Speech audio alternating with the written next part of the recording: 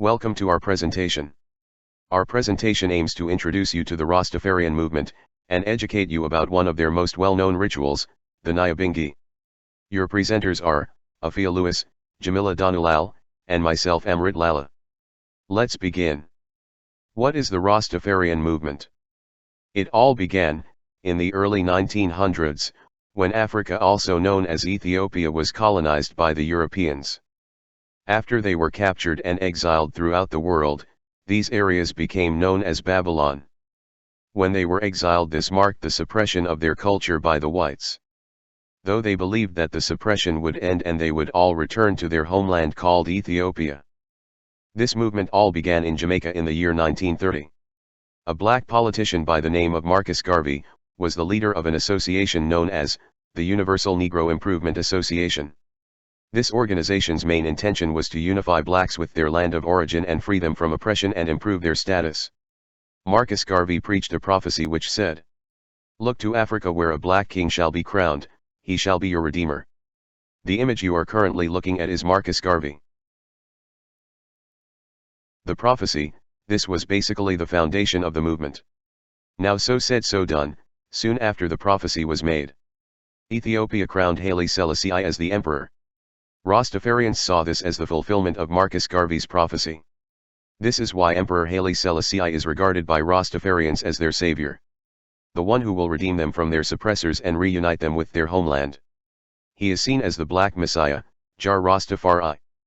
The picture you are currently looking at is Emperor Haile Selassie. Now that we have gotten the gist of how the Rastafarian movement was founded, we can now move on to learning about some of their beliefs, such as: firstly, Rastafarians actually believe in a Judeo-Christian God, whom they call Jar. They believe Jesus Christ was black, and this claim was supported by a biblical text which said, "For the hurt of the daughter of my people am I hurt, I am black. As astonishment hath taken hold of me." Jeremiah 8:21. Also, their main focus was on the Black Messiah, Emperor Haile Selassie, and his divinity as well as the rebirth of Christ. They also believe that their ancestral land of Ethiopia is the Holy Land. And it was heaven on earth. They could live eternally as spiritual and bodily immortals in Ethiopia, without the need for or worrying about the afterlife. Rastafarians also believed in the teachings of the Bible. But they also have their own version of the Bible which they refer to as well. This Bible is called the Holy Bible, or also, the Blackman's Bible. It was edited by Shepherd Robert Athliah Rogers. This Bible was written so that they can rid the distortions they believed were added by the whites of Babylon to oppress the Africans. These were just a few of the Rastafarian beliefs, there is actually many others. But for now we will move on to symbolism within Rastafarism. Though Rastafarians believe in the teachings of the Christian Bible, they have their own Bible as mentioned earlier, it is, the Holy Bible. And this is because they deny the traditional Christian beliefs. Rastafarians believe in a black God. Because of the many references to Ethiopia and Egypt in the Bible. Christianity normally advocates a white image of God, where they depict Jesus with white skin, blonde hair, and blue eyes. Rasta symbolism denies the traditional Christian beliefs. Some forms of these religious symbols of the Rastafarians which strongly advocate against Christians' beliefs are their dreadlocks as well as the smoking of ganja. Firstly, their dreadlocks. Rastafarians defies Jesus Christ's straight and blonde hair, while also breaking the conventional Western recommendation of short and straight hair. Thus they do this by growing dreadlocks. Plus they are also able to pay tribute to their African roots this way as well. It's basically two birds with one stone. But it's also because of the biblical teachings, and because of this verse from the Bible. They shall not make baldness upon their head, neither shall they shave off the corner of their beard, Leviticus 21:5. Secondly, marijuana. Rastas also do not drink alcohol because of the verse. Do not drink wine nor strong drink, Leviticus 10:9. But instead they smoke marijuana which they call ganja, because of the verse. And the leaves of the tree were for the healing of the nations. Revelation 22:2. It is also very important to look at the Ethiopian symbolism within Rastafarism, as Ethiopia holds a very important meaning to all Rastafarians. Firstly, the Lion of Judah. This is an important Rastafarian symbol which represents Haile Selassie's tribe of Judah. It is also noted that the dreadlocks of the Rastafarians represents the Lion of Judah's mane. Secondly, the Ethiopian flag. This flag and its three colors are well known. The first color, which is green, represents the fertile lands of the country. The gold color represents the wealth of the country, and yes, it is actually gold and not yellow as many people believe. And the red color represents the bloodshed in the fight for the freedom and in defense of the country. And lastly, the star on the flag represents all of Ethiopian nationalities. The blue within the star is for peace. And the golden star stands for hope, justice, and equality. The images you are looking at are the Ethiopian symbols mentioned, which are the national flag of Ethiopia, and the Lion of Judah. Now, without further ado, one of the most well-known symbols of the Rastafarians, their music. Rastafarians are known for their drumming and chanting. These play a very crucial role in Rastafarianism. It is in fact essential elements of the religion and a very important part of any of their rituals and gatherings. They see the drums as a link between them, and Africa, and the sounds it produces as its heartbeat. They also use this as a form of communication with those from the afterlife. The chants, on the other hand, are used to praise Jar, their god, as well as pay tribute to their promised land of Africa. Now, what we know Rastafarism for. Reggae. This is also called the king's music or roots music. Reggae is just a reflection of the basic rhythmic influences of Nyabinghi drumming and other Afro-Jamaican musical rituals and traditions. Rastafarianism and reggae has essentially become synonymous in today's world. When you hear the word Rasta, you think reggae and vice versa. This genre of music was developed and inspired by Rastafarians, from black protest which had emerged in Jamaica in the later part of the 1960s. In the 1970s this music became popular and Rastafarian-inspired themes became centralized. The results of this was a national consciousness of Jamaicans as a whole. And as the music developed internationally, more and more people became aware of Rastafarianism and their history. The one to thank for this was the face, the ambassador, the king of reggae music. The one who made it into what it is today. Bob Marley. You are now looking at the ambassador of reggae music, the late Bob Marley. It's about time we got into Rastafarian culture and Nyabinghi. There are three main sects or orders in the Rastafarian movement. They are as follows: Nyabinghi, Bobo Shanti, and the 12 tribes of Israel. We would be bringing our focus to Nyabinghi in this presentation. Firstly, what is the Nyabinghi order?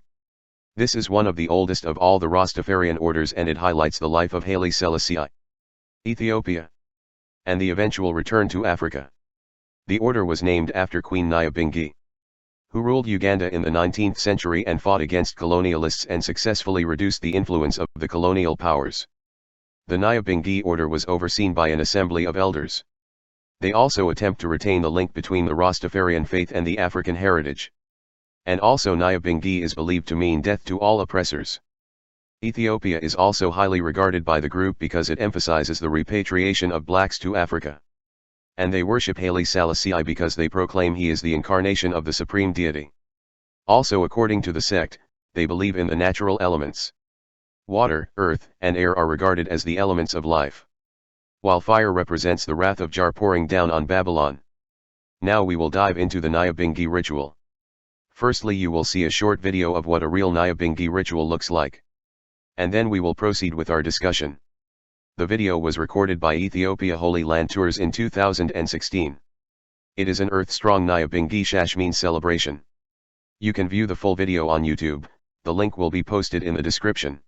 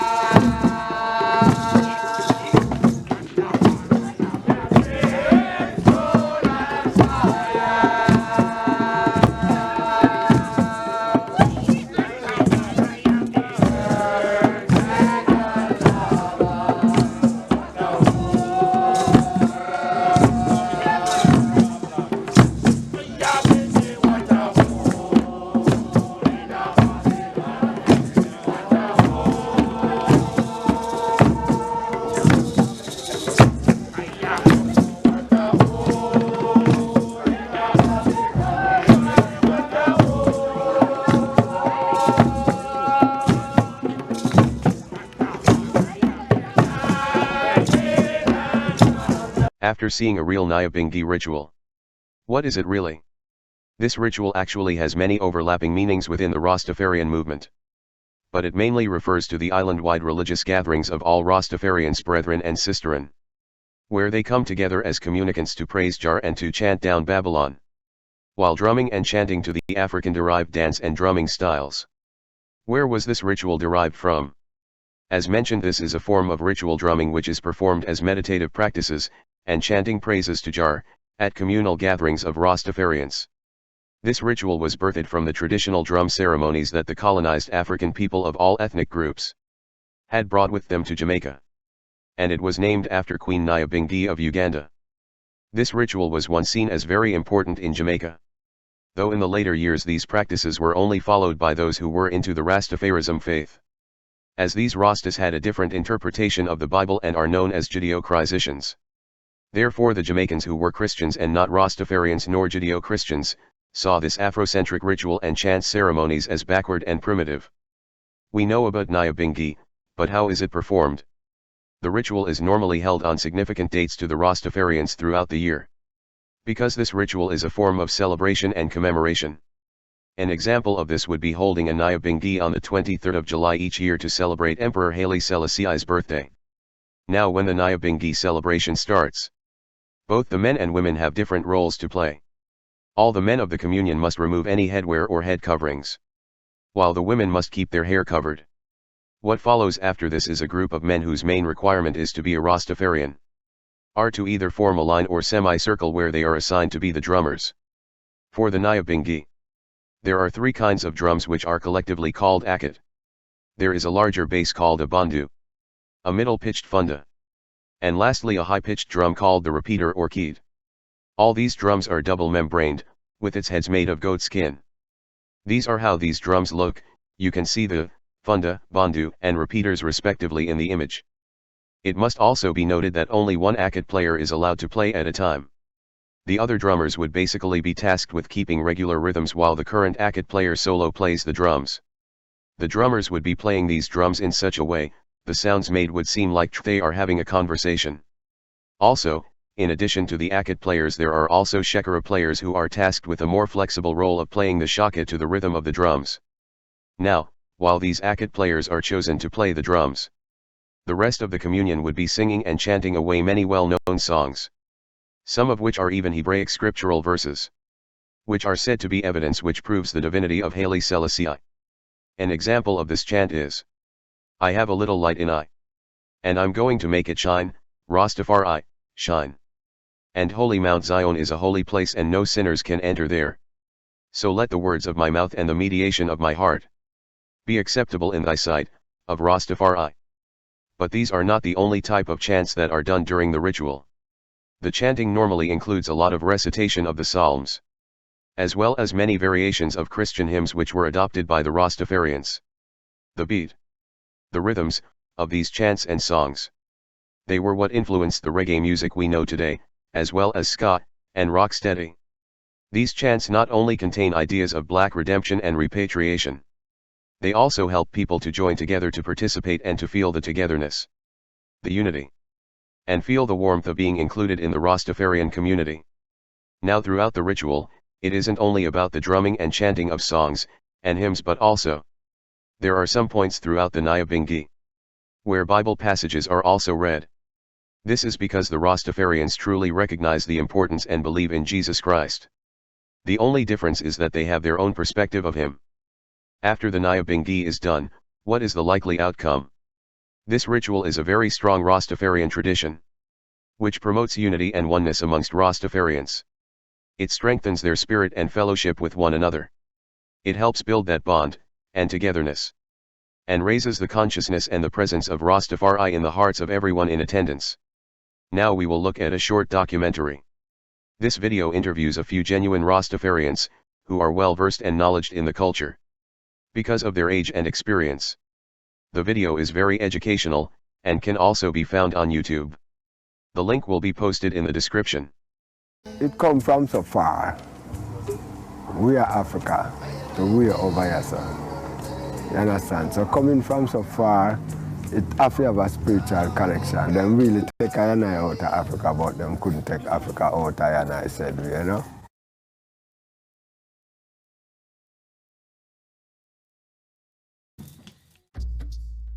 The Nyabinghi is thousands of years old. It's not a 100-year thing limited to Jamaica. If you will research Queen Muhumusa, who did not inaugurate but recalled the Nyabinghi, like Haile Selassie also. History of the Nyabinghi comes from Queen Nyabinghi, come from Kikezi, Uganda. She was a great drummer and she was a warrior queen. So, true, we use the drum, and we know that she was a great drummer. Play a drum for 4 or 5 hours at a time. But the warrior queen, Nyabinghi, is really where the idea came from. She was a warrior lady, you know. We do a lot of fight physically on the battlefield to protect the tradition of black people, not even Rastafarian, you know, but black people. That lady, as far as I know, is the one that comes for equal rights and justice to everyone, you know. And I could have a tradition known by the name of Nyabinghi. Queen Nyabinghi rise up against the colonial powers. She was a mystic. And it is said that she the defender of the poor and the oppressed. That's basically it. Just like Nyabinghi order. Because in early Jamaica in 1920s, it was a colonial rule at that time. So Rastafari rise up through anti-colonial struggle of total oppression in the 1920s come right down to now. So we could easily identify with the struggles of Queen Nyabinghi and relate it to Jamaica in that colonial era. The Rastafari bridging them, so well, we use Nyabinghi. At the time, they used to say Nyabinghi means death to white oppressor. And after a while they changed it, the black and white oppressor. In those days, Rastafari couldn't chant like here. It had to be in some deep bush. And it wasn't something built pretty like this. It was just a stick with a tarpaulin. But it was somewhere where you had to really walk and go. There was no special place that we used to chant. All of us come together and one brethren would say, you know, I man can host the groundation of the gates. You know, so the next bingy they out of pit 4, and you would tell him, and he would tell somebody else, and then we'd reason together and say, when we going? So, well, it's Friday night, we're going, so where we going to meet? All right, make we meet downtown at 4 o'clock, and we take a bus, and groups would go together. I would just go there like 2 or 3 days before, I would just chuck up a thing, I would just chant. So you would hear the drums from a distance, and you know, say, are we getting close? Every other parish, every other time, gathering time. So each parish would get a bingy this month and whatever the month is, that will be a celebration month. Have you ever heard 2,000 people singing? Okay. Well, that is how the Rastafari liberty was. At night time, we'd go check Nyabinghi, you know, and it was, you can't find words for that feeling because it was totally different. You get herb, food, care, advice, counsel, free heart. It was so great that it was surprising. I never knew Rasta worship in such a holy manner. It's like a spiritual blitz, you know? Something you never encountered before, you encounter it for the first time. It's like a mind-blowing situation. Of a mystical thing. It made me feel like I'm in the beginning of time again, you know? And it really took my mind off of the pressures of the world. You know, we just sitting, we just gone like for 3 days, 4 days, with the Nyabinghi grounds, and, we eat, we sleep, we fresh there. Really put my mind back in time where, it's just about praising the Almighty and not so much caught up in the world. It's like a break from the world. My first experience at Bingy was like similar to astral traveling. It's a vibration that brings you to a celestial height. You know, you see me? You see me? So it brings you to the pinnacle of your highest point of yourself, the highest point of your intelligence.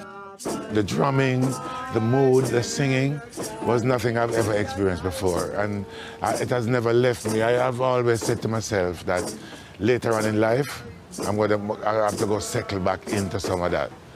You know, it's a spiritual inspiration that it needs the experience of every human being.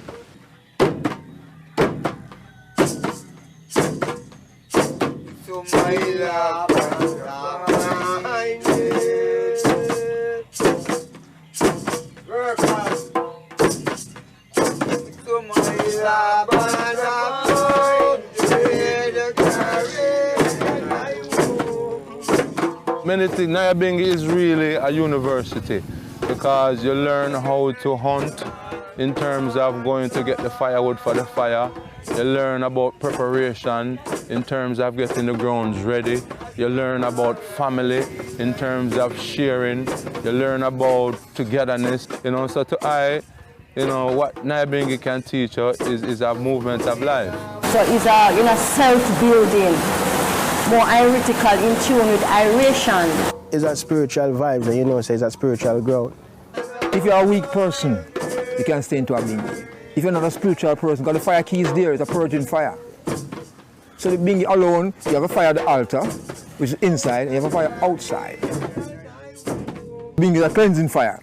Plus the beats now make your soul, your spirit lift to a different level. And you look internally. Whatever hatred or bad feelings you have, you come in a bingy, that's gone.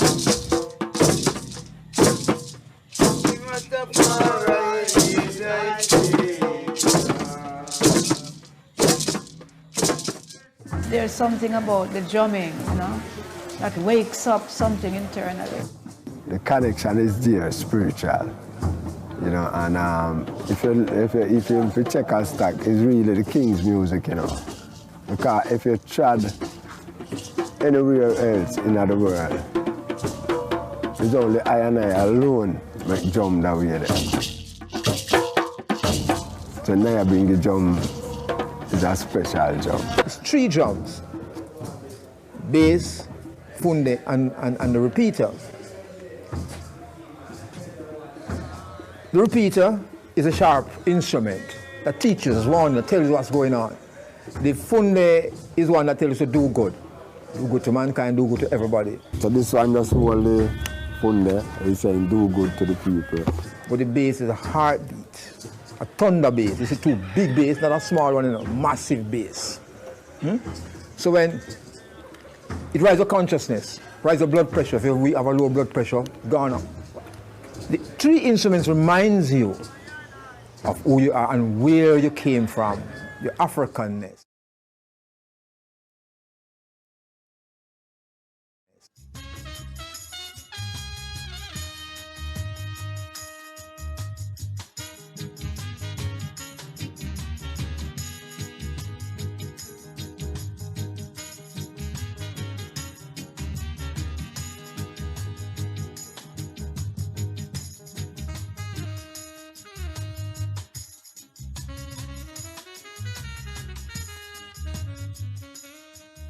Out of Nyabinghi really create reggae, the 1-2 heartbeat there.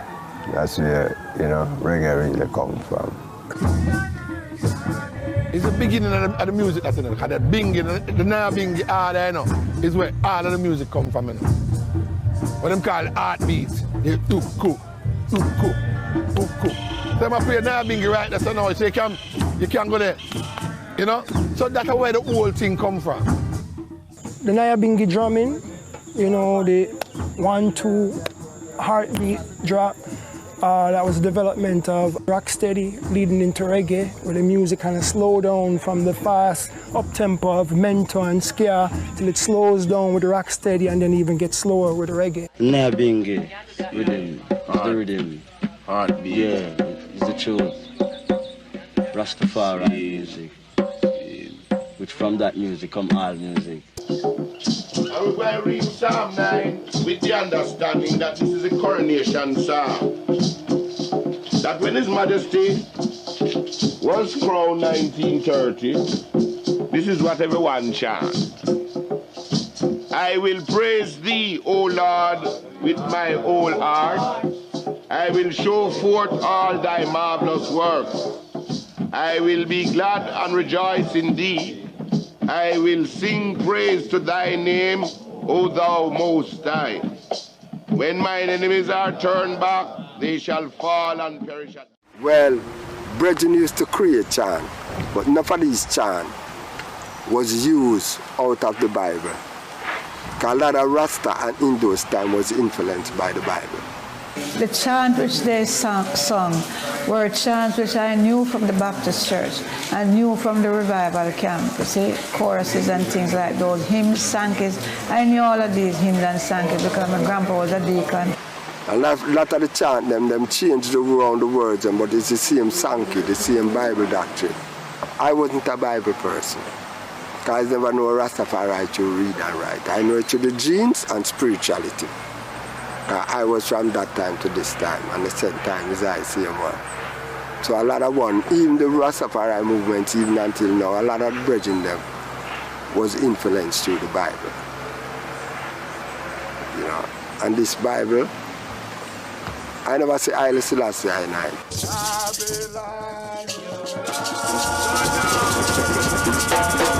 Nyabinghi is a path, it's like a road. You know, the chanting is like a road that takes you someplace. Based on how genuine you are to the chanting, you know, that's like a fuel. You know, some people more into it than others. The persons that are more into it go far on the journey. Time when people gather, something negative usually come out of it. The fact that the concept of coming together just to do good, no buying, no selling, no rush, no timing, no nothing. Just gather, show love, share food, eat, praise the Most High, and then you go back into the world.